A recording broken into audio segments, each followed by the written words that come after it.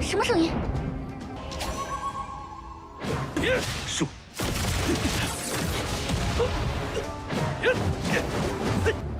好，等着。引力善后。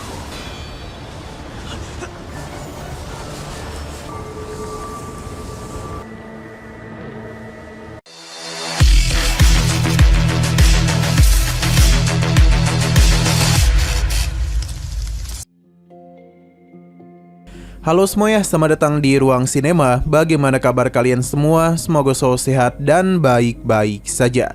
Pada hari ini kita akan kembali melanjutkan series Donghua yang berjudul Little Fairy Yao, dan ini adalah episode ke-9. Sebelum kita mulai episode terbarunya, kita akan melihat dulu apa saja yang telah terjadi pada episode sebelumnya. Tepatnya pada episode ke-8.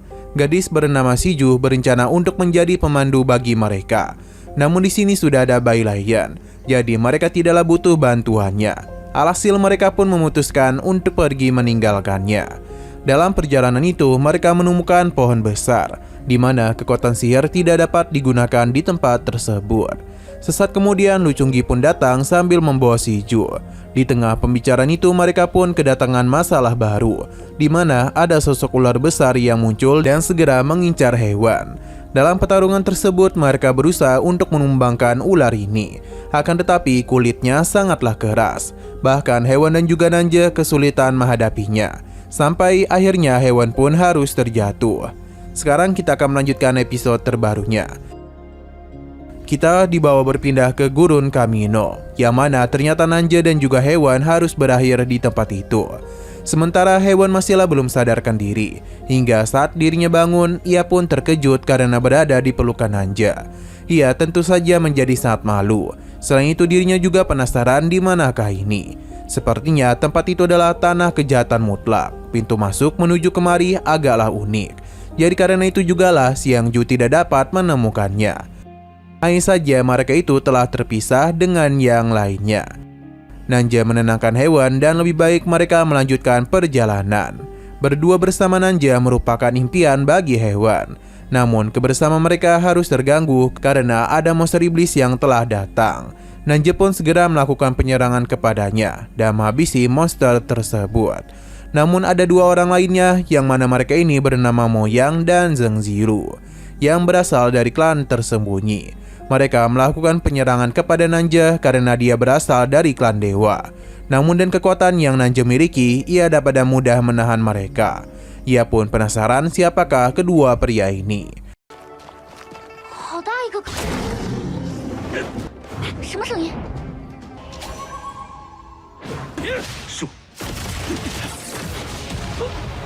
Moyang memanfaatkan kekuatan dari jiwa monster sebelumnya untuk mendapatkan kekuatan yang lebih besar. Dengan teknik tersebut, dia pun telah berhasil lepas dari teknik Nanja. Dan pertarungan pun kembali lagi terjadi di antara mereka. Dalam pertarungan itu, hewan mencoba untuk memberikan bantuan. Akan tetapi kekuatan yang dia miliki seakan-akan tak bisa digunakan. Yang tentu saja membuat ia semakin penasaran apa yang telah terjadi. Alhasil ia pun akan mencoba untuk menggunakan teknik peri saja. Untuk Nanja sendiri bertarung sambil memperhatikan hewan. Namun meskipun begitu, dia tetap bisa memberikan tekanan kepada Moyang, yang bahkan sampai membuat dia terpental. Tapi dia itu masihlah dapat bangkit dan kembali melancarkan serangan balik kepada Nanja.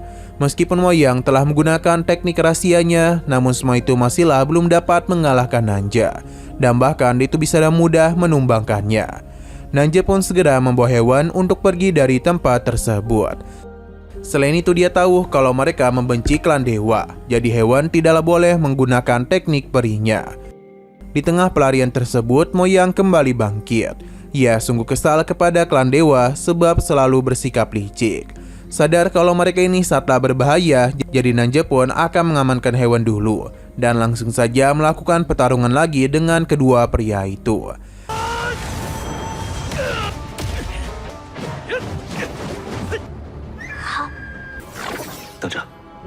Dalam pertarungan tersebut, Nanja sekali lagi menunjukkan kemampuan hebat miliknya.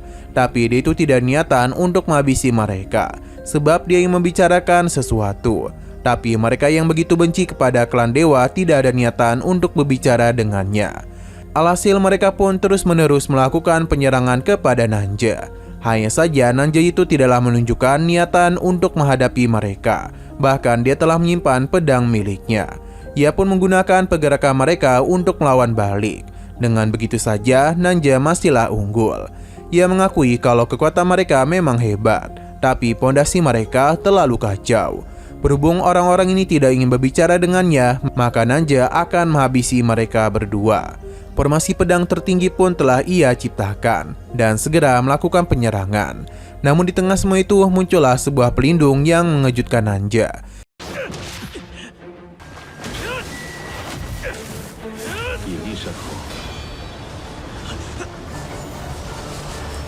Ia penasaran bagaimana mungkin gadis ini memiliki jimat pari milik gurunya. Gadis ini pun menenangkan kedua rekannya karena dia itu ingin berbicara dengan Nanja. Ia pun penasaran siapakah nama gurunya.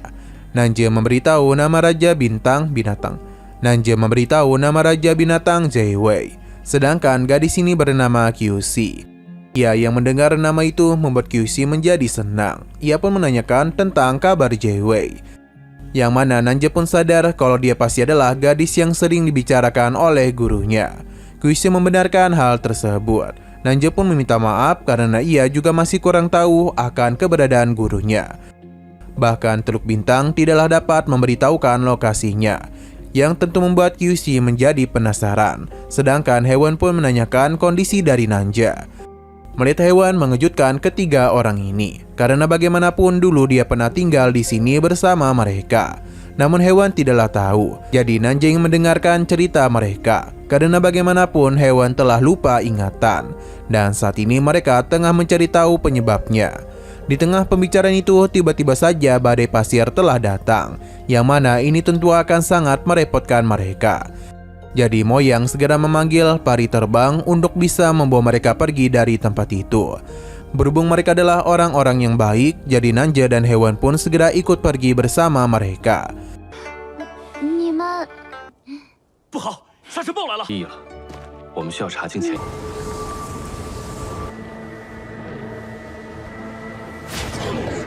Sepertinya ada yang tidak biasa pada badai pasir itu, karena datang lebih cepat. Dan Zhao menduga ini adalah ulah dari klan dewa. Namun QC menganggap kalau Nanja bukanlah orang berbahaya. Jadi dia pun meminta kedua rekannya untuk merahasiakan kehadiran dari Nanja. Di sini Nanja meminta hewan untuk memanggil namanya saja daripada terus memanggilnya sebagai dewa perang.